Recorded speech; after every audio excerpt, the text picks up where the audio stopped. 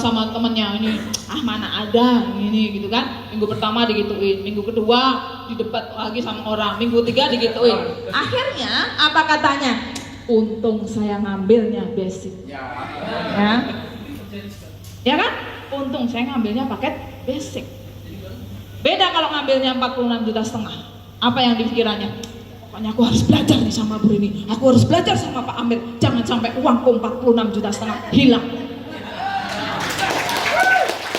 Beda di mental, beda. Dia akan bergerak terus. Kenapa? Di otaknya nih sampai nggak bisa tidur, takut kehilangan 46,5 juta. Beda. Kalau yang basic ya untung dulu aku ngambilnya 1,5 juta. Gitu. Beda di mental, beda. Itu yang pertama. Ya. Kemudian gimana caranya ya supaya kita bisa membantu mitra menjelaskan. Ini saya mau kasih tahu ya. Jadi Bapak Ibu, saya orang yang paling tidak berani membuka suatu tempat untuk seminar. Ataupun saya kalau punya mitra, saya harus benar-benar bisa membantu mitra saya. Makanya saya jarang buka suatu tempat. Saya pertama kali ke Makassar tanpa ada yang saya kenal sama sekali. Saya cuma terbang ke sini, minta petunjuk temannya di Kalimantan, orang Makassar. Nggak ada, saya cuma terbang ke sini, saya dicariin tempat untuk seminar, saya bagi asal tiket di pinggir jalan. Bayangkan, saya bukan orang Makassar.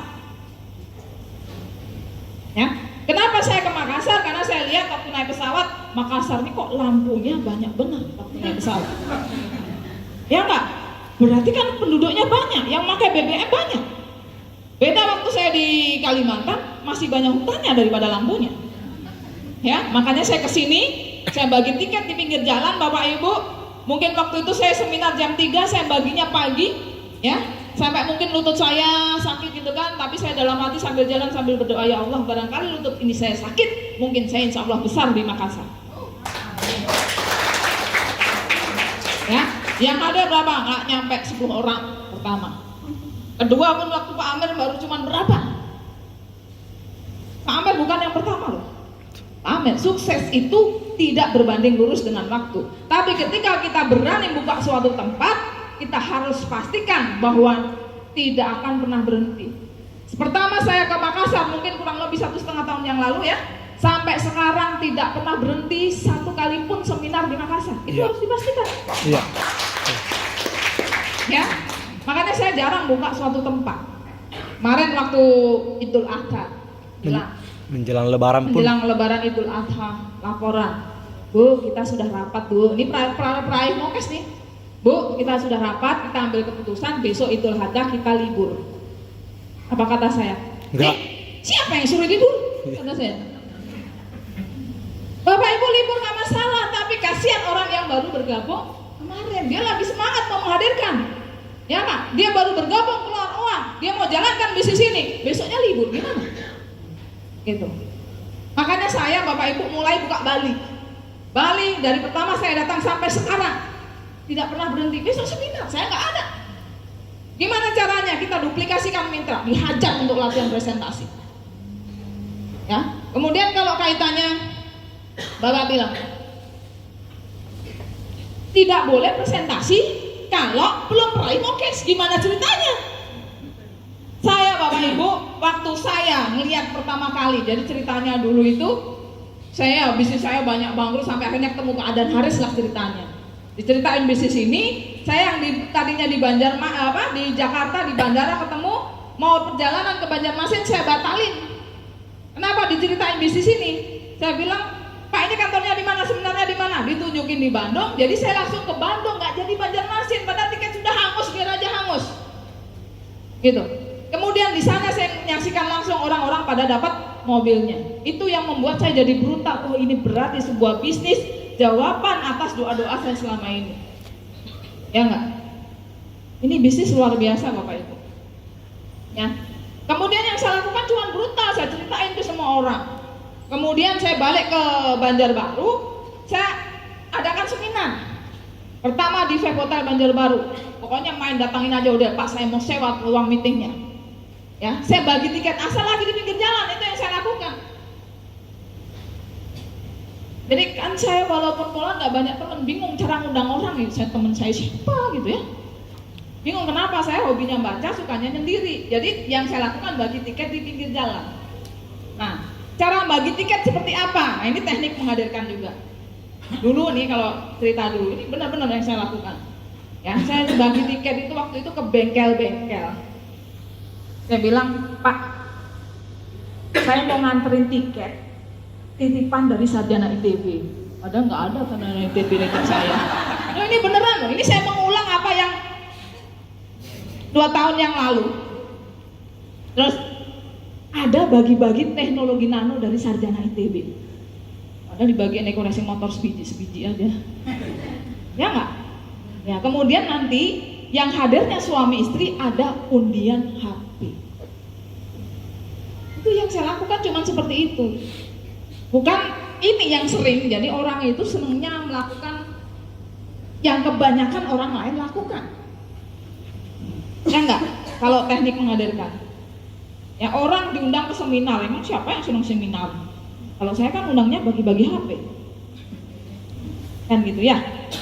Ya ini kaitannya. Nah, kaitannya dengan pertama kali Pak, saya ke Balikpapan. Saya ingatkan teman saya di Balikpapan namanya Pak Ardi, mantan binaraga. Saya telepon beliau, Pak, bisa nggak kumpulin temennya? Ada bisnis bagus. Bisnis apa Bu? Wes pokoknya kumpulin aja. Ya, sampai Balikpapan beliau nelpon saya, Bu, mohon maaf nggak bisa jemput, mobil saya barusan ditarik leasing. Ini beneran, sering saya ceritakan di seminar. Sampai di sana Bapak Ibu, ya, saya ngomong ke teman-teman yang ada 17 orang dan luar biasanya apa? Ke 17 orang yang saya presentasi pertama kali, sekarang semuanya sudah tembus mobil semua. Ya. Dan sudah beberapa yang luxury 1 miliar. Nah ini, saya ketika ngomong di depan orang-orang itu, Pak, apakah saya sudah dapat mobil? Belum dapat apa-apa. 1 minggu saya jalankan bisnis ini, 1 minggu. Saya tahu terus langsung saya harus gimana nih, gak banyak teman. Kepikirannya ya Pak Ardi Dewa di Balikpapan itu. Saya belum dapat apa-apa. Kalau dulu saya nggak brutal seperti itu, nggak mungkin sekarang dapat puluhan. Kalau semua orang bilang kalau sudah dapat mobil baru percaya diri, ya sampai kapan? Kan gitu, brutal saja. Ya itu yang saya lakukan. Terus harus pede, nyampein sesuatu tuh harus pede. Bapak Ibu kalau jalankan bisnis ini dapat mobil, kata saya, untung dapat beneran Pak. Loh beneran ini, orangnya ada semua. Dan luar biasanya Bapak Ibu, ke 17 orang yang pertama kali saya presentasi, alhamdulillah waktu itu nggak punya duit semua. Ini heran juga gitu ya. Sampai Pak Ardi saya tanya, Pak gimana Pak? Belum Bu, padahal semua yang 16 orang udah ngumpulin, tinggal Pak Ardinya sendiri belum dapat utangan waktu itu. Ini memang asli yang seperti itu. Bisa ketemu beliaunya nanti, ya, Pak Ardi Dewanya. Nah ini jadi caranya gitu Pak, nggak usah. Kemudian kalau dapat mitra tuh nggak gampang-gampang. Dapat mitra diopeni, diurusin, terus dibiarin suruh pinter sendiri. Gimana caranya pinter sendiri? Terus punya mitra itu jangan cuma dikasih semangat, ayo semangat, nggak tahu apa yang harus dilakukan. Betul, semangat ya, semangat. Karena ini Pak, ibarat tanpa ilmu itu ibarat seperti orang buta nggak megang tongkat. Betul nggak? Mau kemana? Gitu, nggak ngerti arahnya. Gitu ya. Jadi dipandu. Nah supaya bisa mandu orang Bapak Ibu harus pinter juga, harus ngerti caranya. Ya caranya yang penting. Kemudian di bisnis ini kan sebetulnya kita tinggal cerita, ya ceritakan ke orang lain. Karena sebagus apapun bisnisnya, perusahaannya, produknya, kalau kita cerita nggak ada yang tahu. Tapi kalau cuma cerita seperti itu saja, harus kuat mental. Betul nggak? Cerita ini ada bisnis kalau jalankan bisa dapat mobil. Kata temennya mana ada, kamu dulu buktiin dapat mobil. Gitu kan? Ya ini sudah ribuan yang dapat mobil. Kamu nyadar, kamu tuh ditipu tahu nggak? Loh beneran ini Bu Polwan, dicek dulu itu Polwan beneran apa enggak? Gitu terus saudaranya. Ya nggak? Gitu, itu harus kuat mental. Nah cara yang paling sakti, sederhana. Tugas Bapak Ibu itu yang pemula. Kalau ini mungkin sudah jagoan semua ya. Ya tugasnya cuman hadir dan menghadirkan. Hadir. Makanya tadi ada yang WA saya, Bu ini saya sudah 7 bulan ikut bisnis eco racing, tapi belum sukses. Ya, komposisinya udah berapa segini. Kalau saya sederhana, apa saja yang sudah Bapak lakukan selama 7 bulan? Gitu. Kalau mau sukses seperti Pak Amer, lakukan seperti Pak Amer. Bapak Ibu tahu nggak? Ya, Pak Amer itu sampai ngejar seminar saya, sampai mobilnya nyemplung sungai. Loh, sampai masuk rumah sakit dari Polman. Ya, seperti itu. Bu Haja Linda itu orangnya goib. Ya, kalau mau tahu orang goib tuh, Bu Linda ini kan, kenapa saya bilang goib? Saya seminar di Makassar ada, saya pindah Baru ada, saya pindah Pindrang ada, pindah Polman ada, ke Luwuk Bangge ada juga. Ya, ternyata apa? Saking nggak bisanya menjelaskan, yang beliau lakukan ya cuma ngangkutin orang kampungnya. Jadi mendingan saya tuh paling mudah malah ngajarin yang nol sama sekali. Kenapa? Kalau dia sudah pemain jaringan, udah kebanyakan ilmu, kadang-kadang dikasih masukan susah. Gitu. Pokoknya tugasnya Bapak Ibu yang pemula cuman hadir dan menghadirkan ke acara seminar. Bekali dengan presentasi. Presentasi itu bukan pinter-pinteran, Bu. Pokoknya siapa yang mau melakukan dia bisa sendiri. Contohnya Bu Haja Linda itu sekarang udah pinter gara-gara melakukan aja. Dulu didorong-dorong nggak pernah berani maju ke depan jadi pembawa acara aja nggak berani. Ya enggak? Tapi sekarang sudah dapat apa aja, Pak?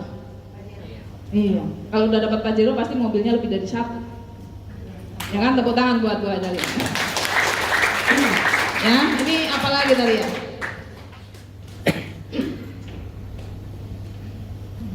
Nah, bagaimana kita menyamakan mindset bahwa kita berada di perusahaan yang luar biasa, ya? Kalau saya di bisnis ini, Bapak Ibu, kalau Bapak Ibu sudah lumayan lama di bisnis ini, kekuatannya adalah kekuatan membina tim, kerja tim. Bapak Ibu jangan kerja sendiri, pinter-pinteran sendiri, nggak akan sukses. Apakah saya pinter, Bapak Ibu?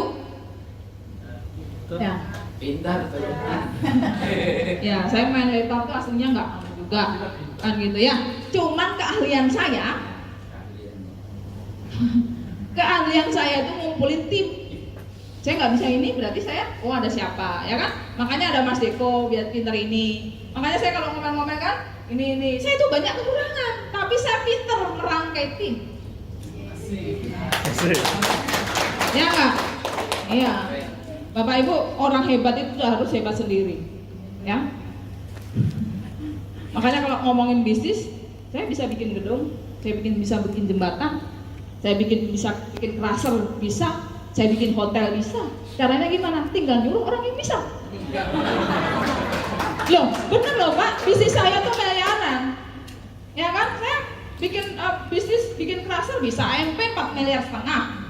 Ya kan, saya pernah dapat kontrak beberapa kali. Caranya gimana? Ya udah yang bisa 5,5 juta, 3,5 M ya, kamu 1 M-nya buat saya, kan gitu.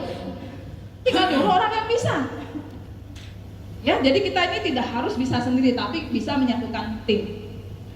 Ya, karena kita harus menyadari kalau kita hebat-hebatan sendiri nggak akan bisa. Kekuatan di bisnis jaringan adalah kekuatan menduplikasikan ke bawah. Makanya saya kalau di rumah saya di Kalimantan, seminggu sekali pasti ada kumpul-kumpul untuk latihan presentasi. Dan yang mau pasti sukses. Pokoknya justru kadang-kadang yang nggak bisa itu yang rajin datang dan akhirnya dia sukses. Ya, ternyata Bapak Ibu walaupun dia sudah punya basic sebagai guru tuh belum tentu juga. Gitu, di bisnis ini belum tentu juga. Yang mampu ngikutin, tinggal ngikutin aja cara-cara orang yang sukses. Ya, kemudian, nah, gimana sih supaya tim kita solid dan tidak mati? Nah, itu yang penting. Caranya bikin mitra kita menggila. Gimana supaya mitra kita menggila? Bikin mitra kita selalu gajian. Gimana supaya mitranya selalu gajian? Kita harus ngadakan seminar rutin. Gimana caranya seminar rutin bisa jalan? Harus banyak yang hadir. Gimana caranya banyak yang hadir? Harus punya kemampuan mengundang. Ya, karena di bisnis ini sebetulnya yang cepat pertumbuhannya harus yang pasti dia yang punya kemampuan menghadirkan paling banyak. Karena tugasnya cuma menghadirkan. Contohnya, ya saya punya mitra namanya Habib Zulfadli Asegaf. Dia cuma ngumpulin 2 kali. Saya bantu presentasi tembus mobil. Cuma 2 kali ngumpulin. Iya, Habib. ya. Kemudian ada yang 10 hari, cuman dia kumpulin grab, pokoknya pinter ngumpulin, dia pinter. Tapi harus selain keterampilan mengundang, presentasi itu sendiri dan follow up-nya. Follow up ini penting. Ya tadi udah masuk materi follow up ya? Udah paham ya? Udah paham? Nah, follow up itu saat itu juga, nggak usah nunggu besok wassalam. Kalau orang mau priority langsung hari itu, nggak usah besok lagi. Ya banyak virus. Oke? Ya. Apalagi udah selesai belum? Ada satu terakhir tuh. Yang terakhir. Polri TNI. Oh, TNI Polri ya. Siap. Jadi kalau saya Bapak Ibu, saya ini jarang presentasi polisi TNI, itu jarang. Ya, karena gini. Kenapa awalnya? Karena kalau polisi, pertama alasan saya karena saya takut kalau polisi masuk grup saya ketahuan sering hilang 1 minggu. Mungkin dipikirnya orang kan, oh saya prospeknya cepat karena prospek polisi-polisi. Enggak, justru polisi-polisi itu terakhir. Setelah melihat saya sukses, malah teman-teman saya polisi itu tahunya dari wilayah luar. Ya, jadi ada polisi-polisi dia lagi Dikjur, pendidikan kejuruan reserse. Ternyata apa? Di Pusdik sana pelajarannya jadi masuk ekoresik. Ini yang saya tahu. Jadi pas itu baru tahu. Ini ada polisi dari Mbak Rini gitu kan. Akhirnya menghubungi saya, gimana sih Mbak caranya, ajarin dong. Biasanya tahunya dari orang lain, karena saya kalau di kantor diam-diam aja Pak. Nggak pernah ngajak-ngajak, karena saya karena gini, polisi itu memang punya kelebihan, tapi nggak semua polisi itu kayak saya gitu ya. Ya, karena orang itu terbagi dua, ada yang satunya mentalnya pejuang, satunya mental pegawai. Biasanya polisi yang sukses karena dia mentalnya pejuang, bukan mental pegawai. Apapun itu, kalau dia mentalnya pegawai, jarang sukses, susah sukses. Karena dia tidak mengendalikan dirinya sendiri. Dia maunya cuma menurut sama atasannya. Kalau saya kan nggak bisa gitu ya. Karena apa? Kalau saya cuma itu waktunya habis kan gitu, tapi duitnya nggak ada. Bukan ngomongin nggak ada ya. Saya bersyukur sudah jadi anggota Polri ya. Maksud saya, mungkin saya kalau nggak jadi anggota Polri, mungkin dulu kerja di pabrik rokok, mungkin kan nggak tahu ya. Ya, tapi kan Bapak Ibu, kita ini banyak kebutuhan. Ya kalau kita nggak bisa pinter-pinter cari sampingan, ya kita kan pengen kehidupan kita nih ya bisa paling tidak sedekahnya bisa gede juga, ya kan? Bisa kalau dulu misalnya kita cuma bisa umroh sendiri, bisa ngumrohin orang lain kan seperti itu ya. Kita pengennya menjadi orang yang lebih baik, gitu ya. Apalagi nih? Ada satu pertanyaan Bunda yang teknis dari Cilani tadi. Kalau ada yang ditawarkan terus dia mengatakan bahwa kendaraannya. Oke. Bapak Ibu, saya tidak pernah bermain-main di produk. Saya fokus di jaringan. Ya, tapi beda misalnya kalau saya di mana-mana tuh selalu alhamdulillah selalu closing gitu ya. Cara yang saya lakukan apa? Misalnya saya ke Bali, saya naik Grab, berarti saya main di produk dulu. Kenapa? Saya naik Grab, Pak, BBM-nya naik apa Pak? Pakai apa? Pakai premium. Udah pernah dengar eco-racing nggak? Apa Bu? Ini. Oh ini saya pas bawa nih, coba dulu.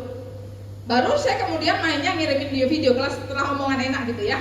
Biasanya saya mainnya bukan di produk. Karena apa? Saya tuh senangnya cepet gitu. Cepet. Senangnya orang tuh kalau saya lebih banyak fokus di bisnisnya. Tiap-tiap orang beda ya. Kalau di produk ya gitu. Sama kayak Pak Iqbal nih. Pak Iqbal ini awalnya, mungkin Pak Iqbal dikasih orang nggak pernah mau coba, betul nggak Pak Iqbal? Iya, sampai akhirnya menantunya sendiri. Pas BBM-nya full dimasukin. Setelah itu tahu kok jarumnya nggak bisa turun. Jadi untuk nyoba itu harus apa ya? Iya. Ya. Kemudian kalau ada orang bilang nih kemarin, saya pernah juga kemarin Pak ini Pak cobain dulu, saya naik Grab gitu kan. Tapi ternyata dia nggak mau masukin. Nggak Bu, saya nggak berani. Ini soalnya bukan mobil saya, mobil bos saya. Nggak apa-apa masukin aja, kalau rusak saya ganti mobilnya, saya bilang gitu. Kalau saya berani, kenapa? Karena saya yakin dengan produknya, Bapak Ibu. Bapak Ibu mobilnya tidak akan rusak dengan eco-racing, justru terawat. Kan gitu ya. Kalau saringan itu untuk di solar memang saringan harus itu. Karena apa? Orang yang ahli mesin pasti tahu. Kenapa? Eco racing, terutama yang solar, dia itu ngikat kotoran. Ya kan? Kotoran itu yang nanti akhirnya bisa nyumbat ke saringan. Ya, justru bagus karena kotorannya diikat. Gitu. Ya mungkin Pak Aglim itu yang ahli menjelaskan. Ya, tapi kasarannya seperti itu. Ya, kalau saya bukan main di itu. Kalau saya mamerin orang di bisnisnya, dapat mobilnya, dapat bonusnya. Tapi kalau saya orang misalnya ada yang nentang-nentang tuh saya nggak anu gitu loh. Saya orangnya anti debat gitu ya. Jadi Bapak Ibu caranya makanya jangan suka di prospek per person. Caranya adalah bawa ke seminar. Kalau sudah di seminar tuh rata-rata nggak ada yang nanya tuh produknya. Dia sudah tergiur dengan bonus mobilnya, betul nggak? Kalau kita prospek sendiri ya hasilnya kayak gitu. Ya kita bergulat di produk lah, segala macamnya lah gitu ya. Oke? Saya rasa itu ada yang belum terjawab? Semua sudah. Oke. Baik. Ya. Terima kasih. Ada? Oke. Tepuk tangan dulu dong buat Bunda KPRI dahsyat luar biasa. Ya, Bapak Ibu yang hormati, sebelum kita salat, leader kami yang top leader kami juga yang selalu mendampingi beliau kemanapun beliau pergi ya presentasi ini. Dan alhamdulillah karena beliau juga lah saya juga bisa ada di sini. Saya sampaikan untuk Bapak Deko Wilson. Bisa tampil ke depan dulu Mas Deko? Ya, karena masih banyak yang tidak kenal dengan beliau ini, ya. Dan inilah yang terus memaintain semua. Silakan Mas Deko tampil ke depan, bisa lewat sini. Ya. Dan beliau inilah top leader kita semua. Jadi pas di atas saya adalah beliau Bapak Ibu. Tepuk tangan dulu buat Mas Deko ya. Jadi dari Bunda KPRI ini ke beliau baru ke saya. Ini beliau ya, besok. Siap. Tepuk tangan dulu Bapak Ibu ya. Nah, dan beliau inilah yang menjadi kalau saya bahasakan sih malaikat saya di awal ya. Karena kebetulan pada saat saya memulai di awal itu beliau banyak membantu saya. Bunda KPRI ini mengajar saya ilmunya, tapi beliau dalam teknisnya luar biasa. Tepuk tangan dulu sekali Bapak Ibu ya. Terima kasih Bunda atas waktunya, terima kasih Mas Deko atas waktunya.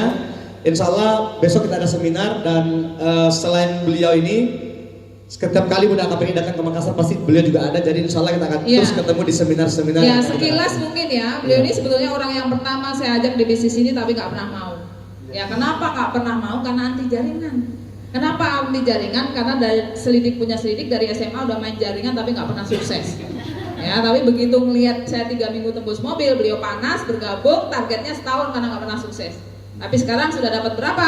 Beliau sudah dapat 8 unit motor, 6 mobilio, 2 Pajero dan 1 rumah 1 miliar. Luar biasa ya, tentang Bapak Ibu, dahsyat ya. Ya, jadi di balik kesuksesan saya sebetulnya beliau di belakangnya itu, karena beliau yang ahli IT dan lain-lain. Makanya Bapak Ibu pinter-pinteran bangun tim, lihat timnya mana yang pintar. Kalau perlu dididik, ya magangin sama Mas Deko, insya Allah pintar. Ya, dahsyat ya, aku tepuk tangan dulu buat Mas Deko ya. Terima kasih Bunda atas waktunya, ini luar biasa sekali testimoni untuk kita semua. Tepuk tangan sekali lagi Bapak Ibu untuk beliau, Bunda KPRI dan Bapak Deko Wilson. Terima kasih, silakan. Ya Mas Deko ya, Mas saya ini luar biasa. Oke, Bapak Ibu yang saya hormati, kita rehat sejenak untuk kopi break dan sholat asar. Ya saya juga. Bapak Ibu kita istirahat sejenak sholat asar dan kopi break di luar. Kita kembali ke ruangan 15 menit ya. Kita akan lanjutkan materi kita, sisa 2 materi lagi. 15 menit bisa kembali ke ruangan masing-masing. Terima kasih.